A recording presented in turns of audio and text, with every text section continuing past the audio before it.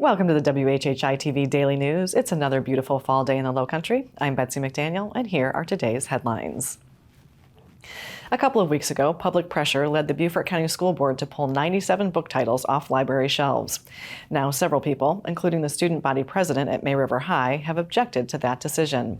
Madison Hahn says teachers aren't normally allowed to talk about racism, sexism, and queer identities in class, and the books often provide young people their only opportunity to learn the realities of people in different situations. The school board is currently reviewing the process of selecting and buying books for the schools. In a related story, the State Department of Education would like you to weigh in on textbooks and instructional materials being used in your schools now and those proposed for future use in 19 subject areas. Some topics, primarily in high school courses, touch on some sensitive subjects such as segregation, immigration, discrimination, and LGBTQ+ issues. Some of the materials are on display at the USCB Bluffton Library, but all the materials can be found online through the State Department of Education's website. You're invited to comment until the end of November. Last year, there were changes made to some history books. Hilton Head Island is one step closer in its quest to create more affordable housing. Town Council, in its last meeting before Election Day, adopted a 4-pillar strategy that will hire staff dedicated to workforce housing, educating the public on housing needs, preserving the island's existing affordable housing, and figuring out ways to fund all of it.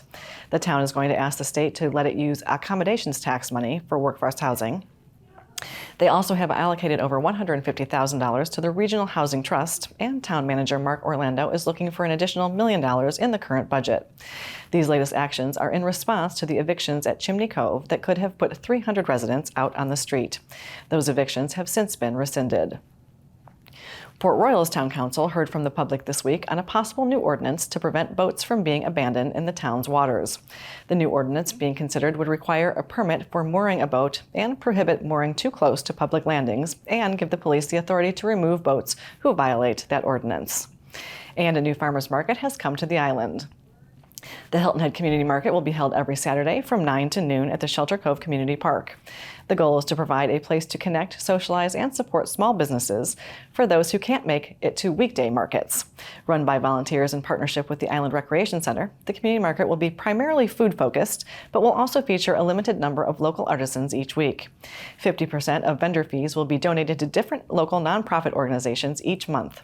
For the latest, follow them on Facebook and Instagram at HHI Community Market. The media sources on your screen will have more on these and other stories, and we would love for you to like us on Facebook and follow us on Instagram at WHHI-TV. And now we're going to hand it over to Justin Jarrett for what happened last night in the Loco. Hey, it's time for Last Night in the Loco on WHHI, powered by Locosports.com. On Tuesday, the Sand Sharks introduced men's coach Ron Fidella and women's coach Sharon Versip, whose name is well known among Hoops fans due to her 15-year stint at Purdue, where she is the program's winningest all-time coach and led the Boilermakers to 4 Big Ten tournament titles and 2 NCAA Tournament Elite 8 appearances. Fidella and Versip each have a full year to recruit and prepare their rosters for play in the NCAA Division II Peach Belt Conference next winter. Versip says it's important to be patient and focus on the building blocks of the program before worrying too much about the Sand Sharks' record. It's not about wins and losses, it's about all those other intangible things that will create the wins and not many losses, I hope. From the basketball court to the tennis court, the Hilton Head Seahawks are headed back to the state championship match. Locosports.com's Wes Kerr has more. A storied Loco girls tennis program is back in the state championship match. After falling to Lucy Beckman in the playoffs the last 2 years, the Hilton High Seahawks flipped the script on Tuesday and slayed the back-to-back state champions 4-1 to advance to Saturday's 4A state title clash. It's Hilton Head's first trip to the 4A title match since 2019, and the Seahawks will face Greenville High School on Saturday at Florence Tennis Center, starting at 10 a.m. For Loco Sports and WHHI, I'm Justin Jarrett. Until next time, go Loco. Thanks, Justin. Let's take a look at that weather with Maria. Thanks, Betsy. All right, so taking a look ahead, Thursday it's going to be sunny with Hilton Head having a high of 75, a low of 61. Bluffton's going to have a high of 77, a low of 59. And Beaufort's going to have a high of 78, a low of 59.